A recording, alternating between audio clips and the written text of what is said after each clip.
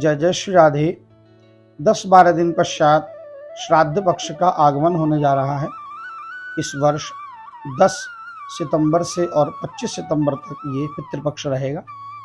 और सबसे पहले ये समझना होगा कि पितृदोष के लक्षण क्या होते हैं, हम अपने पितरों को क्यों प्रसन्न करते हैं, श्राद्ध पक्ष में क्यों अनिवार्य है अपने पितरों को तृप्त करना, उन्हें संतुष्ट करना, उन्हें पिंडदान अर्पण करना, उन्हें जल तर्पण अर्पण करना। तो प्रायः आधुनिक लोग एक शब्द कहकर बच जाते हैं कि हम तो गया में पिंडदान करके निवृत्त हो गए, किंतु ऐसा नहीं है। सबसे पहले ये समझना होगा कि पितृदोष के कौन कौन सी दूरगामी ऐसे जो उपद्रव होते हैं जो हमें भोगना होता है। प्रायः घर परिवार में हम देखते हैं कि जिस कुल में, जिस परिवार में पितृदोष होता है, उस परिवार में प्रायः वंश वृद्धि रुक जाती है और संतान कदाचित होते भी हैं तो प्राय वो जन्मजात रूप से वो या तो दिव्यांग होते हैं अथवा मंदबुद्धि बालक होते हैं, अथवा बार बार गर्भ नष्ट होना जिसे गर्भपात कहते हैं, अथवा अनेकों प्रकार के हम और भी कष्ट जैसे कि परिवार के किसी न किसी व्यक्ति को कोई ना कोई असाध्य रोग होना और प्रायः गृह कलेश बना रहना, अथवा घर में जो हम व्यापार करते हैं, आर्थिक रूप से जो धन उपार्जन करते हैं, तो धन का न टिकना, प्राय वो या तो औषधि में अथवा कोर्ट कचहरी के चक्कर लगाने में अपव्यय हो जाता है। तो ये सब पितृदोष के बहुत दूरगामी परिणाम है। तो इसलिए अत्यंत आवश्यक है कि पितृदोष का निवारण कर लिया जाए और उसके लिए सबसे सर्वोत्तम माध्यम है श्रीमद् भागवत का मूल पारायण। देखिए, बहुत से लोग ये कहते हैं हम तो गया जी में पिंडदान कर ही आए, तो क्या हमें बार बार प्रत्येक वर्ष उस निर्धारित तिथि में क्या पिंडदान करना चाहिए? अवश्य करना चाहिए। देखिए, केवल पिंडदान ही नहीं अपितु पितरों को जल तर्पण तो नित्य कर्म के रूप में प्रतिदिन अर्पण करना चाहिए। और विशेष रूप से पितृ अमावस्या को, यदि कोई निर्धारित तिथि न पता हो किसी को कि हमारे पितर, हमारे माता पिता अथवा हमारे दादा दादी किस तिथि में दिवंगत हुए, नहीं पता हो, तो फिर आप पितृ अमावस्या एक ऐसी तिथि है जहाँ किसी का भी हम पिंडदान अथवा जल तर्पण उस दिन कर सकते हैं। और देखिए, इस वर्तमान समय में जितने भी लोग अपने अपने घरों में, अपने व्यापारिक प्रतिष्ठानों में दुखी रहते हैं, कष्ट पाते हैं, पीड़ित होते हैं, उसका मूल कारण होता है पितृदोष। प्राय ऐसा देखा गया है बड़े बड़े धनाढ्य परिवारों में कि बच्चे मंदबुद्धि जन्म लेते हैं और घरों में कलह बना होता है।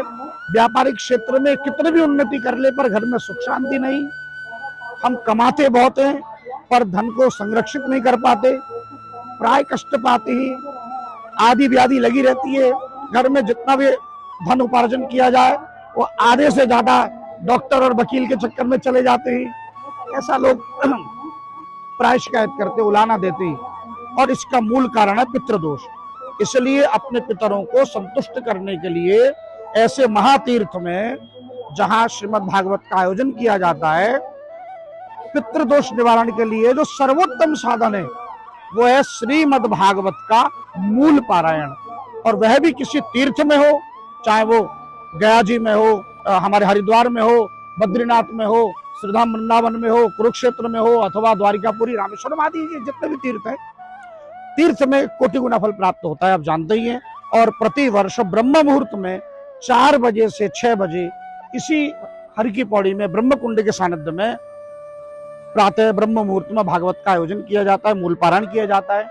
आप अपने परिवार के लिए, अपने पितरों के निमित्त उस भागवत के मूल पारायण में सम्मिलित हो सकते हैं, भागवत का रसास्वादन कर सकते हैं हमारे चैनल नामोपचार के माध्यम से, क्योंकि उसका सीधा प्रसारण किया जाता है। घर बैठे आप ब्रह्म मुहूर्त में उस कथा को श्रवण भी कर सकते हैं और साथ ही मूल पारायण में सम्मिलित भी हो सकते हैं।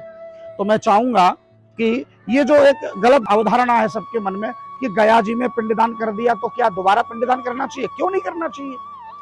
गयान्तकम पिंडदानम, ये शब्द आत्मपिंड के रूप में कहा गया है जो लोग जीवित अवस्था में अपना पिंडदान करते हैं, उनके लिए कहा गया है। बाकी जो पितरों के निमित्त करते हैं, तो कुछ लोग ये भी कहते हैं कि पितर तो हम गया जी में पिंडदान कर आए, पितर तो मुक्त हो गए, तो फिर हम पितरों को दोबारा कैसे आह्वान करें? नहीं नहीं, पितरों को पितृस्वरूपेण जनार्दन प्रियंताम न मम। जब हम लोग पिंडदान करते हैं, कर्म करते हैं, तो अंत में क्या कहते हैं कि पितृ स्वरूप जनार्दन, यानी पितृ रूप में हम उस जनार्दन नारायण की ही पूजा करते हैं। तो अर्थात पितृ यदि मुक्त भी हो जाते हैं तो भी उनके निमित्त उनका ऋण का भार उतारने के लिए नारायण को हम लोग पितृ जल अर्पण करते हैं, जल तर्पण करते हैं। इसलिए आप कोई बहाना ना करें कि एक बार कर लिया तो हो गया, ऐसा नहीं है। हमारा ये जो शरीर है ये पितरों का ऋणी है। हमारे जो पिताजी, दादाजी, परदादाजी, ये उन सब के शरीर के रक्त से ही, उनके पिंड से ही इस शरीर का निर्माण हुआ है, इसलिए उसका ऋण तभी ही उतरता है। देखिए, हम लोग भजन करते हैं, साधना करते हैं, सब कुछ करते हैं, किस लिए करते हैं? ताकि हमें राधा गोविंद के चरणों की अनन्य प्रीति प्राप्त हो। पर उस अनन्य प्रीति को प्राप्त करने से पहले यदि बाधा आ जाए, तो घरों में जो ये बाधा है, वह बाधा यदि आ जाए, घरों में अगर कोई पीड़ित है, अगर घर में झगड़ा हो, कलह हो, तो क्या आपका भजन साधन में मन लगेगा? अपने परिवार का कोई अस्पताल में भर्ती हो, कोर्ट कचहरी का चक्कर काटे, तो क्या उसका मन लगेगा भजन में? बिल्कुल भी नहीं। इसलिए अपने जीवन को निष्कंटक रूप से व्यतीत करने के लिए भजन में मन लगे, राधा गोविंद के चरणों में प्रीति जुड़े, उसके लिए आवश्यक है कि अपने पितरों के नाम से हम प्रति वर्ष पितृदोष निवारण करें और उनको तृप्त करें श्रीमद् भागवत के माध्यम से। तो आप लोग भी अवश्य सम्मिलित हों इस वर्ष। जय जय श्री राधे।